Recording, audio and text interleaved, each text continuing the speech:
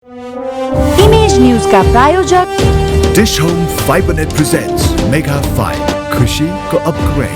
म पनि आजै नेपाल टेलिकमको एन्टी फाइबर सेवा लिन्छु। नेपाल टेलिकम राष्ट्रको सञ्चार।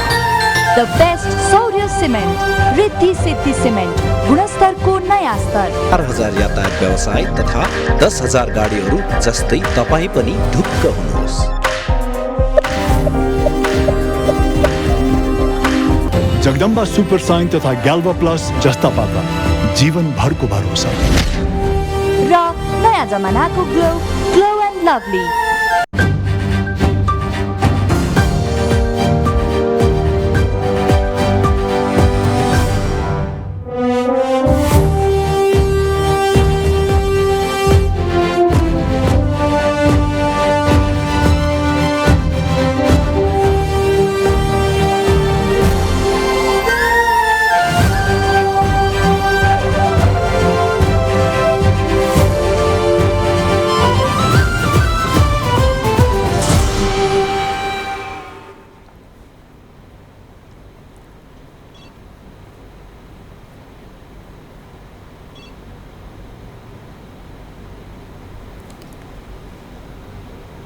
नमस्कार, इमेज न्यूजमा स्वागत छ। सुरुमा अहिलेसम्मका मुख्य हेडलाइन्स।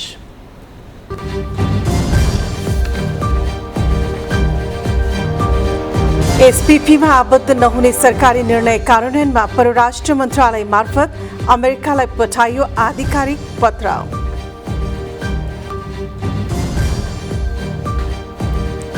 राजीनामा नगरेको भन्दै राष्ट्रिय सभामा एमाले गर्यो अर्थमन्त्री बहिष्कार। शर्मा भन्छन् विपक्षीले अनैतिक ठान्दैमा राजीनामा दिन।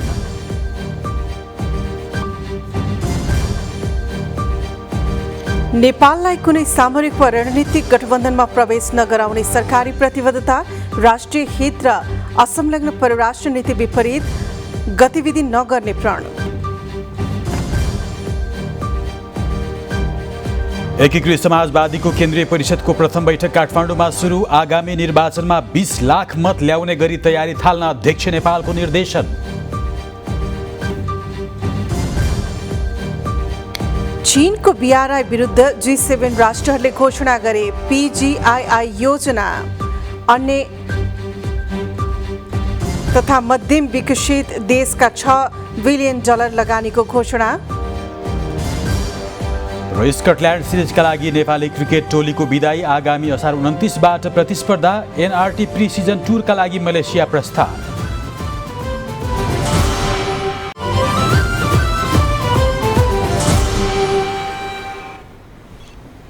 इमेज न्यूज विस्तारमा। नेपालले अमेरिकाको स्टेट पार्टनरशिप प्रोग्राम एसपीपीमा आबद्ध नहुने आधिकारिक निर्णय पठाएको छ।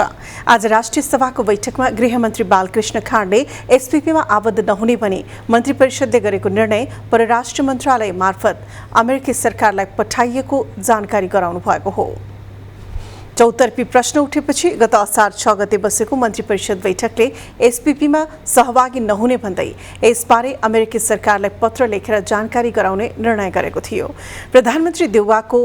प्रधानमन्त्री शेरबहादुर देउवाको अमेरिका भ्रमणका क्रममा एसपीपी सम्बन्धी थप सम्झौता हुने तयारी भएको भन्दै एसपीपीको 10 बुँदे मस्यौदा सार्वजनिक भएपछि यसबारे चौतर्फी प्रश्न उठेको थियो। सार्वजनिक विवरण अनुसार तत्कालीन प्रधान सेनापति राजेन्द्र श्वात्रीले पहिलो पटक 2015मा नेपाललाई एसपीपीमा सहभागी गराउन आग्रह गरेर अमेरिकालाई पत्राचार गर्नुभएको थियो।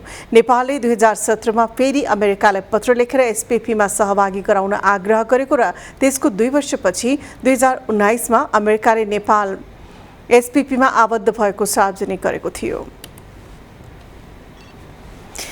नेकपा एमालेका सांसदले राष्ट्रिय सभाको बैठक बहिष्कार गरेका छन्।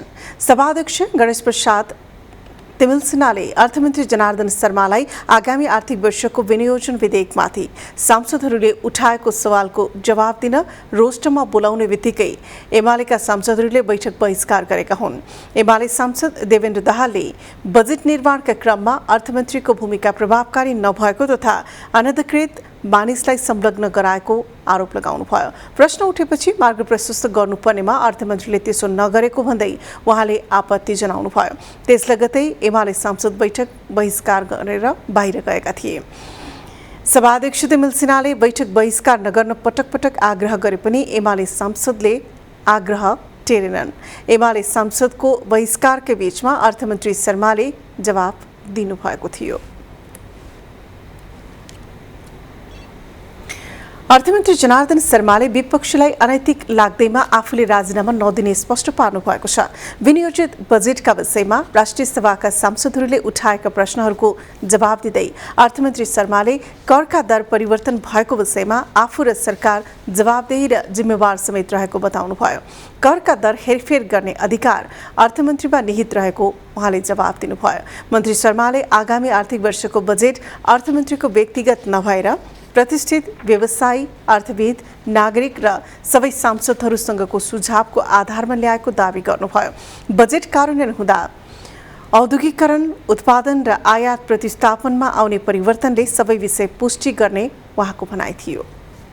बजेट व्यक्तिगत रूपमा अर्थमन्त्रीले आफ्नो सोचमा होइन, यो देशका सबै प्रतिष्ठित व्यवसायिकहरू, प्रतिष्ठित अर्थविदहरू, प्रतिष्ठित नागरिकहरू, सबै मान्य सदस्यज्यूहरू र सबैको सुझावहरूमा सबै वर्ग, सबै विभिन्न खालको वर्गको सुझाव र उहाँहरूको आवश्यकतामा प्रस्तुत गरिएको बजेट कार्यान्वयन हुने क्रमबाट भोलि यो देशको औद्योगिकरणमा आउने परिवर्तन, उत्पादनमा आउने परिवर्तन, प्रतिस्थापनमा आउने परिवर्तनले सबै कुरालाई पुष्टि गर्नेछन्, जवाब दिनेछन्। सही थियो कि गलत थियो भन्ने कुरा त्यति बेला पुष्टि हुने।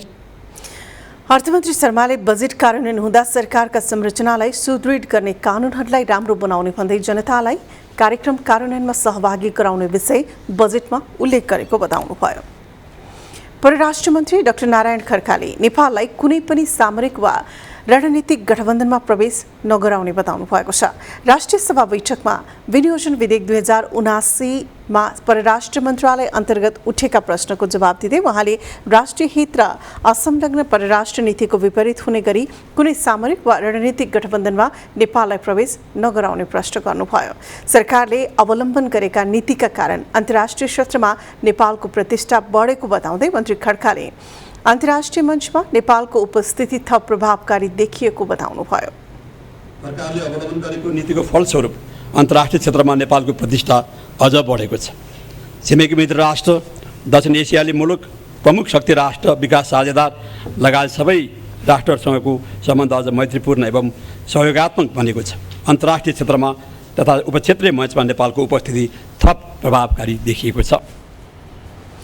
मन्त्री खड्काले अन्तर्राष्ट्रिय सीमाको नियमित निरीक्षण गर्ने गरी सरकारले कार्यक्रम तय गरेको पनि बताउनुभयो। उहाँले लिम्पियाधुरा, लिपुलेक, कालापानी लगायत नेपाल भारत सीमा सम्बन्धी समस्या समाधानका लागि सरकारले भारतसँग कूटनीतिक तहमा वार्ताको प्रयास गरिरहेको बताउनुभयो। भूमि व्यवस्था, सहकारी तथा गरिबी निवारण मन्त्री शशि श्रेष्ठले जग्गा धितो राख्न रोक नलगाएको स्पष्ट पार्नु भएको छ। राष्ट्रिय सभा बैठकमा विनियोजन विधेयक 2079 मा भूमि व्यवस्था, सहकारी तथा गरिबी निवारण मन्त्रालय अन्तर्गत उठेका प्रश्नको जवाबमा मन्त्री श्रेष्ठले सरकारले जग्गा धितो राख्न रोक नलगाएको स्पष्ट पार्नु भएको हो। उहाँले स्थानीय तहबाट जग्गाको वर्गीकरण भए पश्चात मात्र कित्ताकाट र धितो राखी ऋण लिन पाउने व्यवस्था गरिएको बताउनुभयो।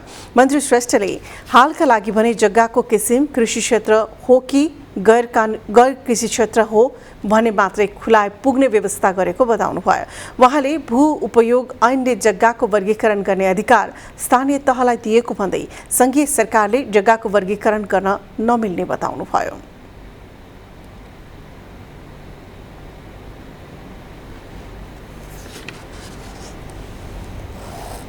स्थानीय तहबाट जग्गाको वर्गीकरण भए पश्चात मात्र कित्ताकाट र धितो राखी ऋण लिन पाउने व्यवस्था गरेको हो। त्यसमा पनि हाललाई जग्गाको किसिम के हो, कृषि क्षेत्र हो वा गैर कृषि क्षेत्र हो, यति मात्रै खुलाए पुग्ने व्यवस्था गरेको हो। यसको मुख्य उद्देश्य नै कृषि योग्य जग्गाको संरक्षण र खाद्य सुरक्षाको अवस्थामा सुधार ल्याउनु रहेको हो। मन्त्री श्रेष्ठले जग्गाको वर्गीकरण गर्न स्थानीय तहलाई आग्रह गरिएको बताउनुभयो। खानेपानी मन्त्री उमाकान्त चौधरीले खानेपानीमा देखिएको आर्सेनिक समस्या समाधान गर्दै तीनै तहको सरकारबीच सहकार्य हुनुपर्ने बताउनु भएको छ। मन्त्री चौधरीले तराईका जिल्लामा खानेपानीमा देखिएको आर्सेनिक समस्या समाधान गर्न तीनै तहको सरकारबीच समन्वय, सहकार्य र सहजीकरण गर्नुपर्ने बताउनु भएको हो। उहाँले संघीय तहबाट कार्यान्वयन हुने योजना भने आर्सेनिक रहे नरहेको यकिन गरेर मात्रै बनाइने गरेको बताउनुभयो। उहाँले खानेपानीको गुणस्तर परीक्षणका लागि आगामी आर्थिक वर्षमा विशेष कार्यक्रम ल्याएको उल्लेख गर्नुभयो। संघीय तहबाट कार्यान्वयन हुने योजनाहरूमा आर्सेनिक रहे नरहेको यकिन गरी सोही अनुसार योजना डिजाइन र निर्माण गरिन्छ। पानी जाँच नगरी स्यालो ट्युबवेलको प्रयोग गरिने हुनाले तराईका विभिन्न जिल्लाहरूमा यस सम्बन्धी समस्या देखिएको हो। आर्सेनिक समस्या तीनै तहको सरकारको साझा समस्या भएकोले तीनै तहका सरकारबीच आवश्यक समन्वय, सहकार्य र सहजीकरणका साथ कार्यक्रम र कार्ययोजना कार्यान्वयन गर्नुपर्ने देखिन्छ। उहाँले दीर्घकालीन रूपमा आर्सेनिक मुक्त पानीको वितरणका लागि कर्णाली, कोशी, नारायणी, सुनकोशी, मरेन, चतारा लगायतका नदीबाट पानी ल्याई वितरणका लागि आयोजनाको अध्ययन भइरहेको बताउनुभयो।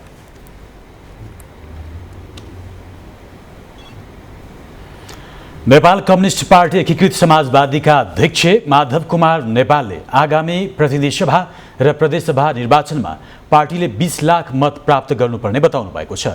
पार्टीको केन्द्रीय परिषद प्रथम बैठकमा नेपालले स्थानीय तह निर्वाचनमा पार्टीले 28% ठाउँमा उम्मेद्वार खडा गरेर 9 लाख मत पाएको जिकिर गर्नुभयो। समानुपातिक मत बढाउन प्रतिनिधि सभा र प्रदेशसभाको सबै सिटमा अहिलेदेखि नै उम्मेद्वार तयार गरेर राख्नुपर्नेमा अध्यक्ष नेपालको जोड थियो।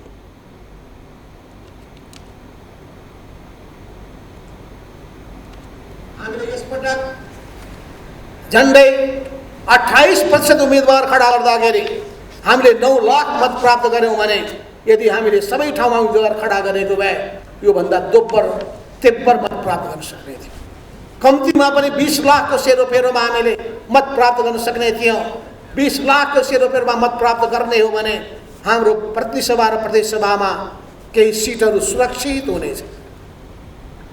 अध्यक्ष नेपालले विश्व शक्ति राष्ट्रहरूका बीचमा द्वन्द्वका खतरा देखिएको भन्दै त्यसमा नेपाल सजग हुनुपर्ने बताउनुभयो। नेकपा एकीकृत समाजवादीबाट सहभागी नवनियुक्त मन्त्रीहरूले आज शपथ लिएर कार्यभार सम्हालेका छन्। एकीकृत समाजवादीबाट जीवनराम श्रेष्ठ संस्कृति, पर्यटन तथा नागरिक उड्डयन मन्त्री, मेटमणि चौधरी शहरी विकास, शेरबहादुर कुँवर श्रम तथा सामाजिक विकास र भवानी खापुङले स्वास्थ्य तथा जनसङ्ख्या मन्त्रीको शपथ लिनुभएको हो। स्वास्थ्य राज्य मन्त्री हिराचन्द्र केसीले पनि शपथ ग्रहण गर्नुभयो। मन्त्रालयमा पदभार ग्रहण गर्दै नवनियुक्त संस्कृति, पर्यटन तथा नागरिक उड्डयन मन्त्री जीवनराम श्रेष्ठले विश्व सम्पदा सूचीमा रहेका स्वयम्भू र हनुमान ढोकालाई जोड्ने हेरिटेज मार्ग बनाउने आफ्नो पहिलो प्राथमिकता रहेको बताउनु। नराम्रोसँग प्रभाव पारेको छ र यसले देशको अर्थतन्त्रलाई पनि प्रभावित गरेको छ। पर्यटन व्यवसायमा संलग्न हुने धेरै व्यवसायीहरू यसबाट आघात भएको अवस्था छ र यसलाई चाहिँ नि उच्च प्राथमिकता दिएर यो पर्यटन क्षेत्रलाई हामीले कसरी रिभाइभ गर्न सक्छौँ। अब यहाँ मैले बुझ्दाखेरि विभिन्न समितिहरू गठन भएको रहेछ र त्यसले आफ्नो अध्ययन गरेर प्रतिवेदनहरू पनि दिइसकेको अवस्था विद्यमान छ र त्यो प्रतिवेदनहरूलाई अध्ययन गरेर तत्काल हामीले यो 7 दिनभित्रमा यसलाई चाहिँ नि कार्यान्वयनमा लैजाने किसिमबाट त्यो प्रतिवेदनहरू अध्ययन गरेर प्रतिवेदन चाहिँ पेश गर्ने।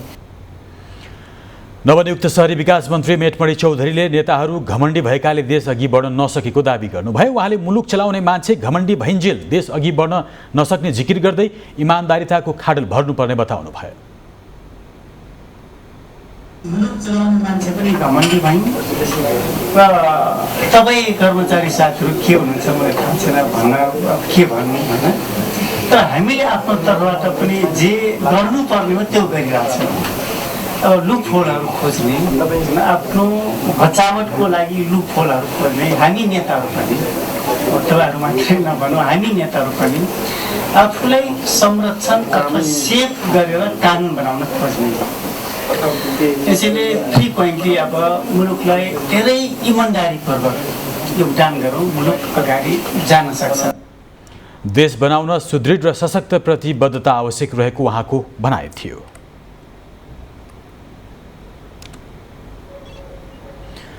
प्रतिनिधि सभाको शिक्षा तथा स्वास्थ्य समितिले हैजाबारे गम्भीर बन्न सरकारलाई आग्रह गरेको छ। आज स्वास्थ्य मन्त्रालय, स्वास्थ्य सेवा विभाग, एपिडेमियोलोजी तथा रोग नियन्त्रण महाशाखाका प्रतिनिधिहरूसँग छलफल गरेपछि समितिले सरकारलाई गम्भीर बन्न आग्रह गरेको हो।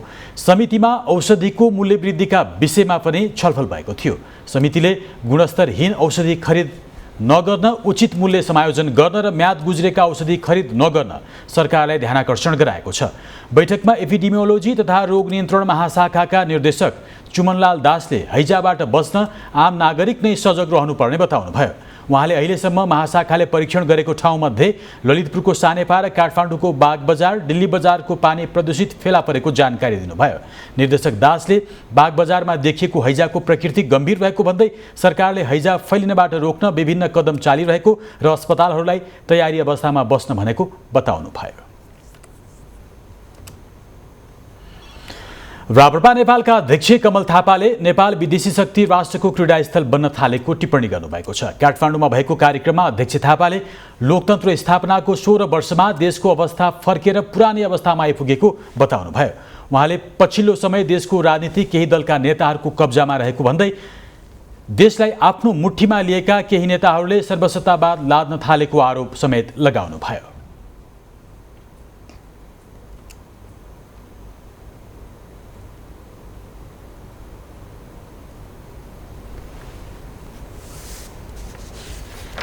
आमूल परिवर्तनको नारा लिएर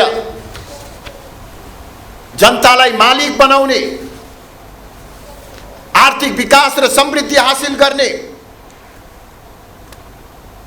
उद्देश्य लिएर सुरु भएको यात्रा 16 वर्ष पछाडि त्यसको ठिक विपरीत गन्तव्यमा पुगेको छ। अहिले जनता बलियो हुनुको सट्टा, प्रजातन्त्र सुदृढ हुनुको सट्टा केही सीमित राजनैतिक दलका सीमित नेताहरूले राज्य संयन्त्रमा कब्जा गरेर सर्वसत्तावाद लाद्ने प्रयास भइराखेको छ। राष्ट्रियता अत्यन्तै कमजोर हुँदै गइराखेको छ। विदेशीहरूको चलखेल र प्रभाव तीव्र रूपले बढेर गएको छ। नेपाल बाह्य शक्तिहरूको रणनीतिक प्रतिस्पर्धा स्थल बन्न सक्ने खतरा देखिएको छ। अध्यक्ष थापाले नेपालमा धर्म परिवर्तन डढेलो जसरी फैलिरहेको बताउनुभयो।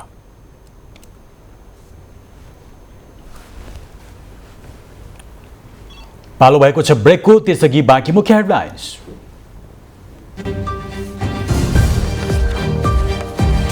खराब आचरणका न्यायाधीश विरुद्ध न्याय परिषदमा उजुरीको ओइरो, 9 जनाको जागिर गयो, नियुक्ति प्रक्रिया सच्याउन विज्ञहरूको आग्रह।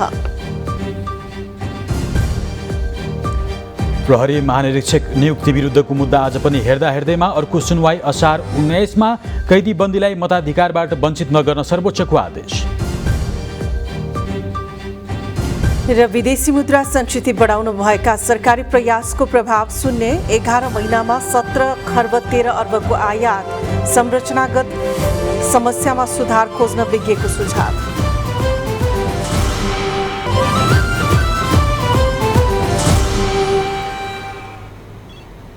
इमेज न्यूजमा पुनः स्वागत छ। पछिल्लो समय न्यायाधीश नियुक्ति होस् वा मुद्दामा फैसला कुनै न कुनै किसिमले विवादित बनेको छ। दलीय रोजाइमा कार्यक्षमता विहीन व्यक्तिलाई न्यायाधीश नियुक्ति गर्ने हानथापले गर्दा न्याय क्षेत्र प्रताडित भएको विश्लेषण यस क्षेत्रका पण्डितहरूको छ। त्यो रिपोर्ट।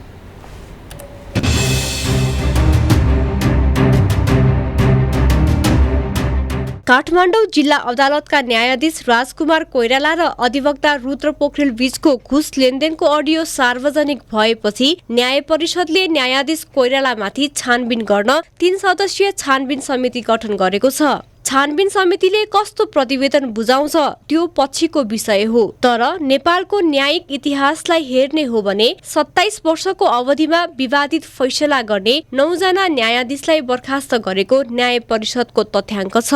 कार्यक्षमताको अभाव र खराब आचरण भएका जिल्ला र उच्च अदालतका न्यायाधीश बर्खास्तमा परेका हुन्। न्याय परिषदले सबैभन्दा पहिले 2052 सालमा जिल्ला न्यायाधीश रामेश्वरमान सिंहलाई कार्यक्षमताको अभाव भएको भन्दै बर्खास्त गरेको थियो। यस्तै खराब आचरण भएको भन्दै 2052 सालमा जिल्ला न्यायाधीश ध्रुवलाल राज र 2058 मा गोपाल गुरागाईलाई बर्खास्त गरेको न्याय परिषदको अभिलेखमा पाउन सकिन्छ। यसैगरी 2062 मा कार्यक्षमताको अभाव भएको भन्दै केदार प्रसाद प्याकुरेल र गणेश पञ्जियारलाई न्याय परिषदले बर्खास्त गरेको थियो। 2067 मा विश्वमङ्गल आत्रेय र ओम प्रसाद सुवेदीले कार्यक्षमता अभावमा जागिर गुमाए। न्याय परिषदका अनुसार उच्च अदालतका न्यायाधीश उमेश सिंह र नरबहादुर शाहीलाई मुद्दाको फैसला गर्दा खराब आचरण देखिएको भन्दै 2067 मा बर्खास्त गरिएको थियो। खराब आचरणमा न्याय परिषदले बर्खास्त गरेका उच्च अदालतका न्यायाधीश सिंह र शाहीको मुद्दा सर्वोच्च अदालतमा विचाराधीन छ। न्याय परिषदको तथ्याङ्कले पनि न्यायाधीश नियुक्तिमा राम्रो भन्दा हाम्रोलाई प्राथमिकता दिने गरेको पुष्टि गर्छ। लामो समयसम्म ओकालत गरेका कानून मन्त्री गोविन्द कोइरालाले पनि पटक पटक न्यायाधीश नियुक्ति गर्दा योग्यता, क्षमता, निष्पक्षता र नियुक्ति गरिएको व्यक्तिले गर्दै आएको कार्य सम्पादनलाई नहेरी आफ्नो मान्छेलाई नियुक्ति गर्नाले न्यायपालिकामा विकृति मौलाएको बताउँदै आउनु भएको छ। विकृति र विसङ्गतिको सुरुवात हुने भनेको न्यायाधीश नियुक्तिबाट हो। हामीले न्यायाधीश नियुक्ति गर्दा योग्यता, क्षमता र उसको निष्पक्षता र उसले आजसम्म गरेर आएको कामको आधारमा त्यो न्यायाधीशको निम्ति योग्य छ कि छैन भन्ने आधारमा हेरेनौँ। मेरो मान्छे र तेरो मान्छे भनेर हामीले न्यायाधीशहरूको नियुक्ति गर्यौँ। त्यसले गर्दाखेरि पटक पटक न्यायपालिकाभित्र राजनीतिक नियुक्ति भयो भन्ने टिप्पणीहरू पनि आयो। राम्रोलाई भन्दा पनि हाम्रोलाई न्यायाधीश नियुक्ति गर्ने प्रवृत्तिले न्यायालय पटक पटक विवादमा पर्ने गरेको छ। राजनीतिक भागभण्डा नमिलेसम्म कार्य सम्पादनमा नै असर पर्दा पनि वर्षौंसम्म रिक्त न्यायाधीश पद कहिले पूर्ति हुँदैन। गत साउनमा सर्वोच्च अदालतकै न्यायाधीश हरिकृष्ण कार्की नेतृत्वको अध्ययन समितिले न्यायाधीश नै बिचौलिया हुने गरेको र न्याय परिषदको संरचना नै राजनीतिक खालको भएको भन्दै सक्षम न्यायाधीश नआउने र न्यायाधीश नियुक्तिबाटै भ्रष्टाचार सुरु हुने निष्कर्ष निकालेको थियो। न्यायालय शुद्धिकरणको लागि नेपाल बार र कानून व्यवसायीहरूले 100 दिन भन्दा लामो आन्दोलन गरेपछि प्रधान न्यायाधीश चोलेन्द्र शमशेर राणालाई निलम्बनसम्म पुर्यायो। राणाको निलम्बनले मात्र न्यायालय शुद्धिकरण नहुने जिल्ला न्यायाधीश र वकिल बीचको अडियो प्रकरणले पुष्टि गरेको छ। इमेज न्यूजका लागि मीरा बस्नेत, काठमाडौँ। प्रहरी महानिरीक्षक नियुक्ति विरुद्धको मुद्दामा अर्को सुनवाईको पेशी असार 19 गतेलाई तोकिएको छ।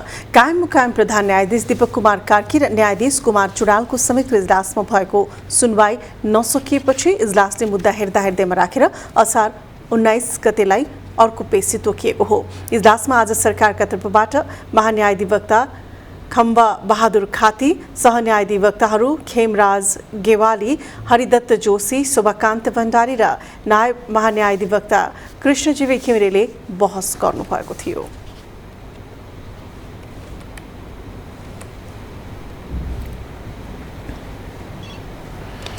शिक्षाविद डाक्टर विद्यानाथ कोइरालाले विद्यार्थीलाई सैद्धान्तिक र व्यावहारिक शिक्षा बीचको अन्तर्सम्बन्ध बुझाउन आवश्यक रहेकोमा जोड दिनुभएको छ। आज शिक्षा पत्रकार समूहले काठमाडौँमा गरेको तन्नेरी शिक्षकका तन्नेरी अनुभव आदान प्रदान सम्बन्धी साक्षात्कार कार्यक्रममा उहाँले समय सापेक्ष शिक्षण सिकाइ प्रक्रियाको परिवर्तनमा जोड दिनुभएको हो। कार्यक्रममा काठमाडौँ, भक्तपुर र ललितपुरका 10 वटा सामुदायिक विद्यालयका शिक्षकहरूको सहभागिता रहेको थियो। कार्यक्रममा 6 जना शिक्षक शिक्षिकाले आफ्नो विषयगत पठन पाठनको अनुभव, शिक्षण सिकाइ प्रक्रिया बारे कार्यपत्र प्रस्तुत गर्नुभएको थियो। महिला हिंसा निवारणका लागि राज्यका सबै निकायमा महिलाको अर्थपूर्ण सहभागितामा सरोकारवालाहरूले जोड दिएका छन्। काठमाडौँको गोकर्णेश्वर नगरपालिकाको सहकार्यमा राष्ट्रिय महिला आयोगले गरेको अन्तर्क्रियाका सहभागीहरूले महिला सहभागिता आवश्यक रहेको बताए। कार्यक्रममा राष्ट्रिय महिला आयोगकी सदस्य कृष्णकुमारी खतिवडाले दुधे बालकदेखि 70 वर्षीय वृद्ध पनि हिंसामा परेको भन्दै पुरुषमा रहेको नकारात्मक सोचमा परिवर्तन ल्याउन जरुरी रहेको बताउनुभयो। 18 महिनाको सानो दुध खाने नानीदेखि 70 वर्षको आमा पनि हिंसा पीडित हुनुपर्ने अवस्था छ। त्यसैले हामीले महिलाहरूलाई सशक्तिकरण गरेर महिलाहरू आफू सुरक्षित भएर भन्दा पनि दाजुभाइहरूको माझको पोजिटिभ सोच सेट भएको माइन्डलाई परिवर्तन गर्नुपर्छ र महिलाहरूलाई अगाडि बढाउनुपर्छ भन्ने कुराहरू मैले राख्न चाहे। नगरपालिका प्रमुख दीपक रिसालले महिला हक हितका लागि आफूहरूले गर्दै आएको सहयोगलाई निरन्तरता दिने बताउनुभयो। कार्यक्रममा पूर्व सचिव कृष्णहरि बास्कोटाले महिला अधिकार बारेमा कार्यपत्र प्रस्तुत गर्नुभएको थियो। त्यसैगरी सञ्चारकर्मी संगीता श्रेष्ठद्वारा निर्मित महिला हिंसा विरुद्धको वृत्तचित्र देखाइएको थियो। अब पालो बिजनेस न्यूजको। बिजनेस न्यूज का प्रायोजक मेरो देश मेरो जगदम्बा सिमेन्ट। सर्वोत्तम सिमेन्ट, सर्वोत्तम मजबुती। सरकारले मुलुकको वित्तीय अवस्थामा सुधार ढाडस दिएपछि तथ्याङ्क आशालाग्दो देखिँदैन। देश आर्थिक रूपमा सङ्कट उन्मुख हुनबाट जोगाउन बढ्दो आयातलाई मुख्य कारण देखाई नियन्त्रण गर्न केही वस्तुमा प्रतिबन्ध लगाउने सरकारी प्रयास प्रभावकारी नभएको तथ्य निरन्तर घटिरहेको विदेशी मुद्राको सञ्चितले देखाएको छ।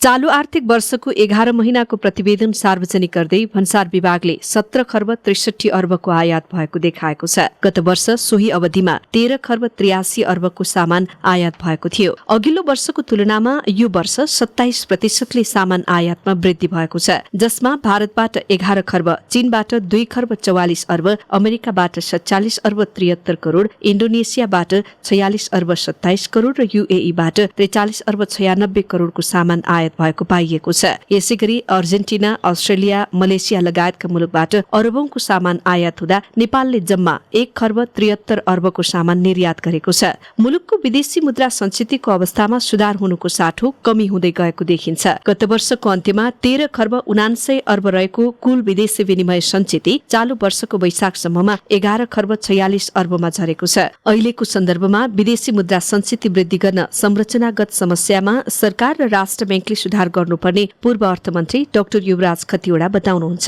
यो संरचनागत समस्या नि सरकारले र राष्ट्र ब्याङ्कले मिलेर हल गर्नुपर्छ। भन्सारका दरहरू अनि त्यसपछि गएर मौद्रिक नीतिका उपायहरू अनि त्यसपछि गएर उद्योग वाणिज्य आपूर्ति मन्त्रालयले चाहिँ आफ्नो आयात निर्यात सम्बन्धी ऐन छ, त्यसको कार्यान्वयन गर्दा केमा परिमाणात्मक बन्देज लगाउने केमा नलगाउने हिसाब गरेर लगाउनुपर्छ। अहिले विश्व बजारमा दिन प्रतिदिन अमेरिकी डलरको मूल्य वृद्धि हुँदै आएको छ। यो वृद्धिको असर भारतीय हुँदै नेपाली मुद्रासम्म आइपुगेको छ। नेपालको सन्दर्भमा पनि विदेशी मुद्रा भित्र्याउने प्रमुख स्रोत पर्यटन कोरोना महामारीपछि सशक्त रूपमा माथि उठ्न सकेको छैन। प्रत्यक्ष वैदेशिक लगानी एउटा प्रमुख माध्यम भए पनि यसको आफ्नै विधि प्रक्रिया हुनाले यो रातारात आउने नहुँदा मुद्रा सञ्चितमा चाप परेको देखिएको छ। अर्कोतर्फ रेमिटेन्समा वृद्धि भए पनि हुण्डीको अवैध कारोबारले सरकारी ढुकुटीमा पैसा वृद्धि हुन सकेको छैन। अहिले नेपालमा साउदी अरेबिया, कतार या मलेसियाबाट पैसा पठाउँदा 100 3, 4, 5 नलाग्ने हो होइन। अब त्यो 5 लाग्ने हो भने 3, 4, 5 रुपियाँ लाग्छ भने कि त त्यो 100 3, 4, 5 रुपियाँ दिन सक्नु पर्यो सरकारले, होइन भने 1 रुपियाँ दिएर चाहिँ अनि बाँकी 2, 3 रुपियाँ छोडिदिएर उसले ब्याङ्कबाटै पैसा पठाउँछ भन्ने कुरा चाहिँ यो पार लाग्छ जस्तो मलाई चाहिँ लाग्दैन। खर्च जोगाउनु पर्ने ठाउँमा नजोगिँदा विदेशी मुद्रा सञ्चितमा कमी आएको छ। मुलुकको अर्थतन्त्र कतै छिमेकी मुलुक श्रीलङ्काको बाटोमा त छैन भन्ने अड्कलबाजी हुँदै गर्दा सरकारी अधिकारीले पनि स्थिति बाहिर हल्ला भए जस्तो नभएको दावी गर्दै आएका छन्। इमेज न्यूजका लागि सहकर्मी दिलीप पोखरेलका साथमा नवीना निरौला, काठमाडौँ। हिजो 100 अङ्कको हाराहारीले उकालो लागेको शेयर बजारमा आज दोहोरो अङ्कको गिरावट आएको छ। हिजोको तुलनामा आज कारोबार रकम पनि कमी आएको छ। 23 अङ्कले ऋणात्मक रहेको बजार आज 1933 बिन्दुमा कायम भएको छ। ओह्रालो लागेको आजको बजारमा जीवन बिमा समूहमा पनि 114 अङ्कले सकारात्मक रहँदा लगानी समूह हरियो मात्र रह्यो। अरू सबै समूह घटेका छन्। सबैभन्दा बढी विकास ब्याङ्क समूहमा 117 अङ्कले घट्दा अरू समूह दोहोरो अङ्कले ओह्रालो लागेका छन्। घटेको बजारमा सिवाइसी नेपाल लघुवित्त वित्तीय संस्था र याङदी हाइड्रो पावरका लगानीकर्ताले भने कमाएका छन्। 24 कम्पनीको सेयर मूल्य वृद्धि हुँदा 168 कम्पनीको मूल्य ओह्रालो लागेको छ। आज 229 कम्पनीको 56 लाख बढी किता 2 अर्बमा किनबेच भएको एक्सचेन्जले जनाएको छ।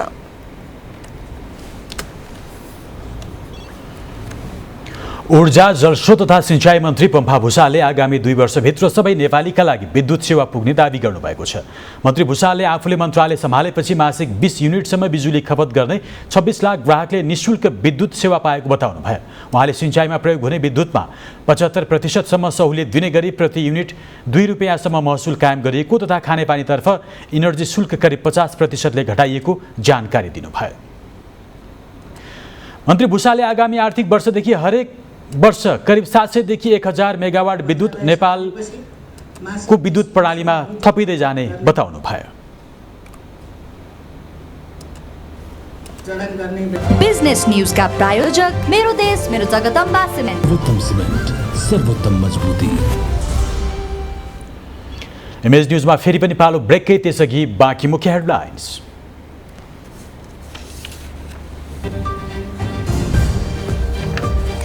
फिलिपिन्समा 165 यात्रु सवार पानी जहाजमा आग लागि ज्यान जोगाउन हाम फाल्ने क्रममा एकजनाको मृत्यु, अर्का एक बेपत्ता।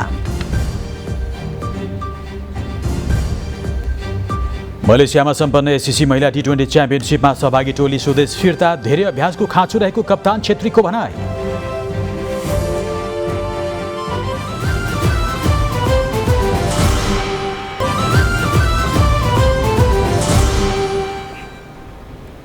अब स्पोर्ट्स न्यूज।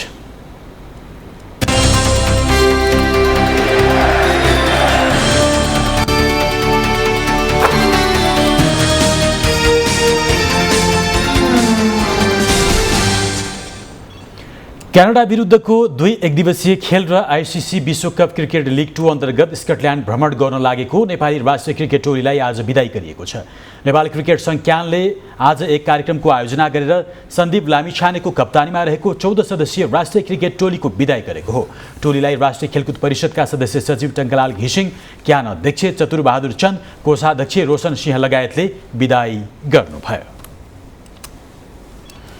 शहीद Smarak A division league club New Road team NRT preseason tour खेलका लागि आज मलेसिया प्रस्थान गरेको छ। प्रिसिजन टुरका लागि मलेसिया र थाइल्यान्ड जाने एनआरटीको टोलीलाई बिदाई गरिएको छ। एनआरटीले आज एक कार्यक्रमको आयोजना गरेर मलेसिया र थाइल्यान्ड जाने 30 सदस्यीय टोलीलाई बिदाई गरेको। क्लबका अध्यक्ष सुन्दर नरसिंह जोशी, पूर्व अध्यक्ष नरेन्द्र श्रेष्ठ लगायतले क्लबका पदाधिकारीले टोलीलाई बिदाई गरेका थिए। अन्तर्राष्ट्रिय प्रतियोगितामा औपचारिक सहभागितामै सीमित हुने गरेको नेपाली राष्ट्रिय टोली मलेसियामा सम्पन्न एससीसी महिला टी20 च्याम्पियनसिपमा सहभागी टोली मात्र बन्यो। एसिया कपमा स्थान बनाउने खुड्किलो एक कदम मात्र थियो। वर्षा बाधक बन्यो। अस्मिना कर्माचार्यको 5 विकेटको तारिफ योग्य बोलिङ शुभ सङ्केत भए पनि वर्षा बाधक बन्दा एसिया कप यात्रा टुङ्ग्यो। सम्मुखकै उपाधि गुमाउँदा खेलाडी निराश भए पनि प्रदर्शन बाट भने सन्तुष्ट छन्। आज स्वदेश फर्किएपछि सञ्चारकर्मीसँग कुरा गर्दै नेपाली टोलीकी कप्तान रुबिना छेत्रीले अझै राम्रो गर्न सकिने भन्दै खेलाडीलाई धेरैभन्दा धेरै अभ्यासको खाँचो रहेको बताए।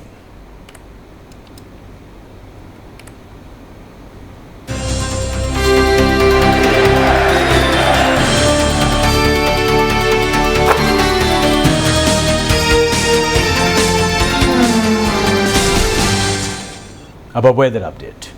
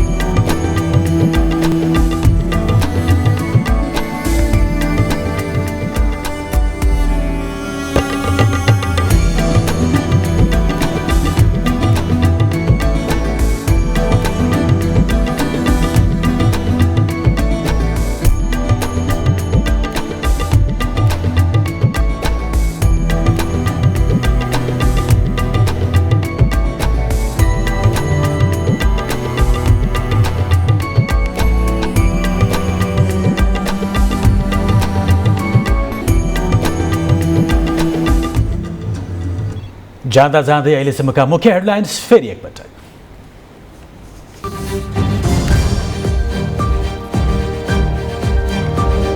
एसपीपीमा आबद्ध नहुने सरकारी निर्णय कार्यान्वयनमा परराष्ट्र मन्त्रालय मार्फत अमेरिकालाई पठाइयो आधिकारिक पत्र।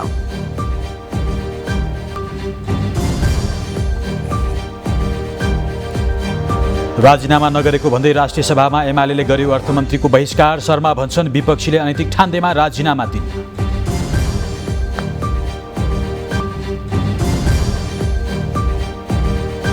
नेपाललाई कुनै सामरिक या रणनीतिक गठबन्धनमा प्रवेश नगराउने सरकारी प्रतिबद्धता।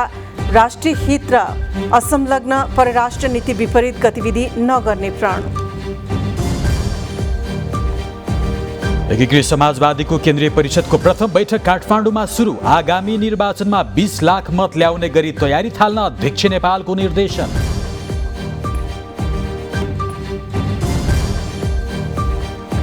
चीनको बीआरआई विरुद्ध G7 राष्ट्रहरूले घोषणा गरे PGII योजना। अल्प तथा मध्यम विकसित देशमा $600 बिलियन लगानीको घोषणा। र स्कटल्यान्ड सिरिजका लागि नेपाली क्रिकेट टोलीको बिदाई। NRT प्री सिजन टुरका लागि मलेसिया प्रस्थान।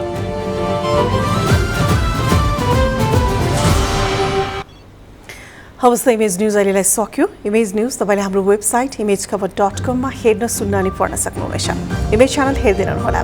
नमस्कार।